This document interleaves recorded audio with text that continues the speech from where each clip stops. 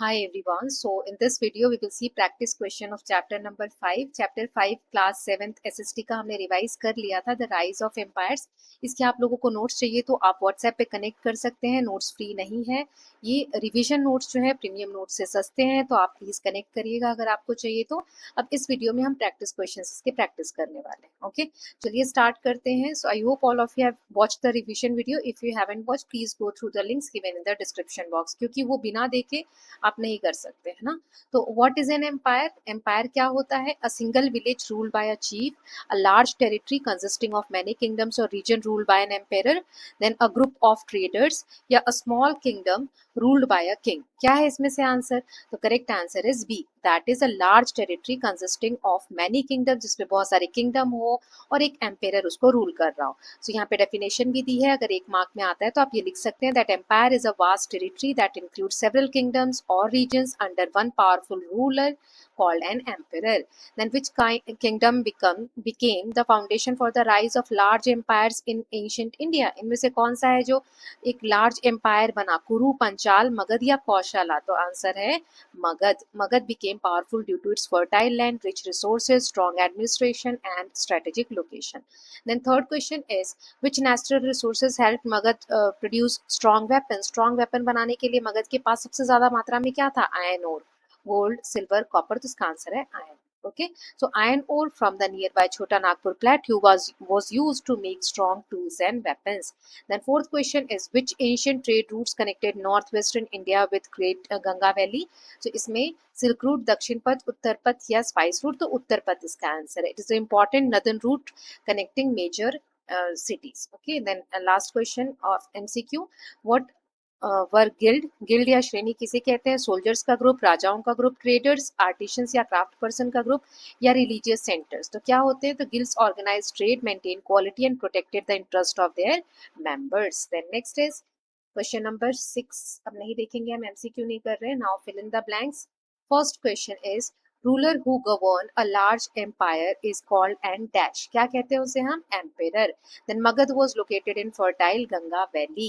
then capital of Mauryan empire was Patliputra। then fourth question is northern trade route of ancient India was known as Uttarpat। then association of traders and artisans were called guild and shrenis।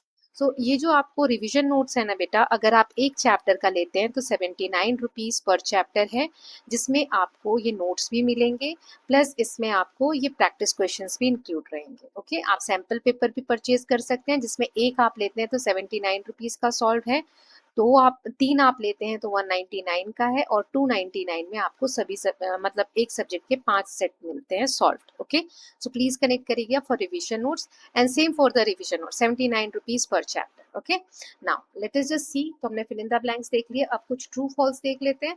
So an empire usually consist of many kingdoms और regions under one ruler. True, इसके अंदर बहुत सारे regions आते हैं, kingdoms आते हैं। Magadha became powerful because it had fertile land and rich natural resources. True, बहुत फर्टाइल भूमि है वहाँ की और नेचुरल रिसोर्सेज बहुत ज़्यादा हैं। Guilds were formed only by soldiers. नहीं, इसमें आर्टिशंस होते हैं, ट्रेडर्स होते हैं। Then fourth is Chandragupta Maurya defeated last Nanda ruler to establish Mauryan empire. True, कौन से थे लास्ट नंदा रूलर? कौन बताएगा मुझे कमेंट सेक्शन में। Then Kautilya was the author of अर्थशास्त्र। ट्रू, ये सब हमने रिवीजन में देखा था। सो ट्रू फॉल्स भी हमने देख लिया ना। असर्शन रीजन वाले में अगर दोनों सही है और असर्शन जो है रीजन जो है सही है तो ए, दोनों सही है बट रीजन गलत है तो बी, असर्शन सही है रीजन गलत है तो सी, असर्शन गलत है रीजन सही है तो D.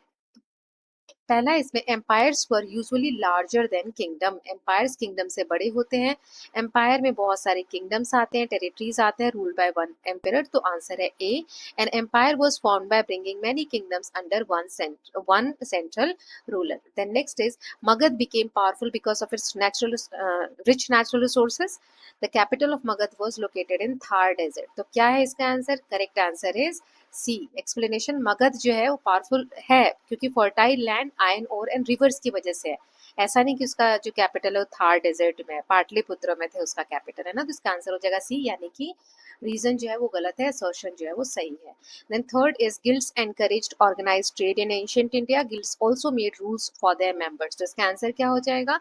Answer is A, that is दोनों सही है और रीजन भी करेक्ट है कि गिल्ड ऑर्गेनाइज करते थे traders artisans and maintain quality through common rules.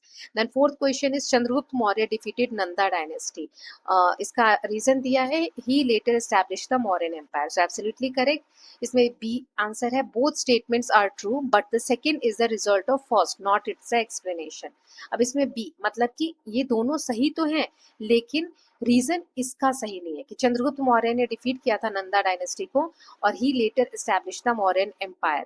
So second जो है रिजल्ट ऑफ फर्स्ट मतलब कि ये इसका रीजन नहीं, ये इसका रीजन है। ठीक है कि मौर्यन एम्पायर की स्थापना की क्योंकि चंद्रगुप्त मौर्य ने नंदा डायनेस्टी को हराया। ठीक है तो इसका आंसर हो जाएगा बी।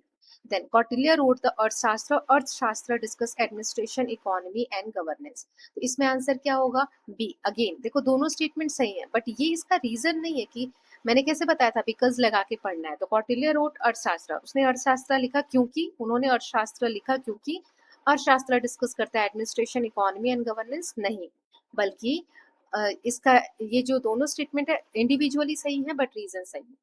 Okay, तो both statements are true, but second describe the book rather than explaining why Kautilya wrote it. ये रीजन नहीं है बल्कि ये बुक के बारे में information. Okay so assertion reason हो गए। अब हम देख लेते हैं 2 मार्क्स वाले question. What is an empire? So empire is a large political unit made up of many kingdoms or territories ruled by one emperor. It had a central administration and exercises authority over a vast region. Then second, why was Patliputra an important city in ancient India? Because it was the capital of Magad. Later the Mauryan Empire का भी capital बना ये जो river के पास इसकी location थी इसकी वजह से बहुत इंपॉर्टेंस था इसका क्योंकि एडमिनिस्ट्रेशन में हेल्प मिलती थी, ट्रेड में और कम्युनिकेशन में। Then why were elephant important for Magadha empire? Magadhan empire के लिए एलिफेंट क्यों इंपॉर्टेंट थे? So elephant were used during battles to carry soldiers, break enemy formation and fight in opposing armies. They made the Magadhan Empire army stronger and more powerful.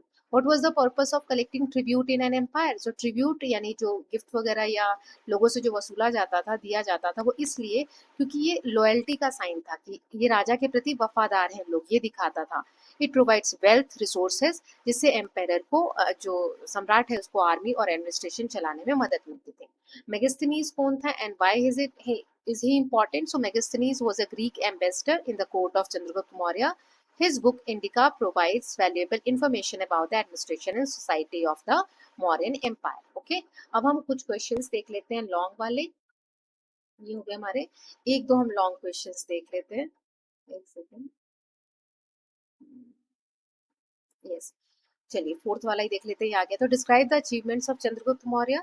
सो देखो इस तरीके से points में आप लिखोगे तो ज्यादा अच्छा रहेगा, है ना। मैंने पैराग्राफ में भी दे दिया, जिसको जो सूटेबल लगता है वैसे लिखना। जैसे मौर्यन एम्पायर के चंद्रगुप्त मौर्य के अचीवमेंट्स है, he defeated Nanda dynasty and founded the Mauryan empire, built a strong and well organised army, expanded the empire across a large part of Indian subcontinent, है ना। 3 मार्क का है 3 लिख दो, 4 मार्क का है तो 4 पॉइंट्स लिख दो। Maintain diplomatic relation with foreign rulers like Seleucus Nicator, then establish a strong central administration and efficient governance system, है ना। तो ये देखो ये वाला पॉइंट आ गया। तो इस तरीके से पॉइंट्स में भी आप लिख सकते हो। दूसरा हो गया, यहाँ पे तीसरा हो गया और ये चौथा या पांचवा पॉइंट हो गया। तो इस तरीके से पॉइंट्स में लिखोगे तो आपको ज्यादा मार्क्स मिलेंगे। एक और देख लेते हैं, explain कौटिल्या's contribution to Mauryan Empire. So Kautilya, also known as Chanakya, he was the chief advisor of Chandragupta Maurya, and he wrote Arthashastra, which explained administration, economics, diplomacy, taxation and defense.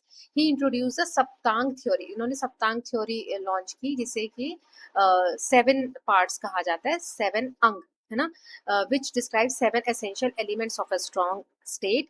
His idea helped establish an efficient and stable system of governance. Now one more, Saptanga theory क्या थी और 7 elements क्या थे? तो सप्तांग theory Kautilya ने दी थी।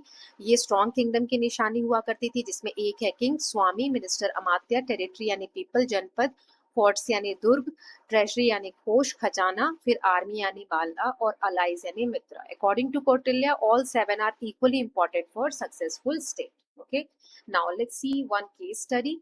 So Magad became most powerful kingdom in ancient India because of its fertile land, rich iron ore deposit, forest and rivers. Iron was used to make strong tools and weapons. Rivers used as Ganga and Son supported agriculture, transport and trade. These advantages helped Magad expand and eventually became the center of India's first great empire.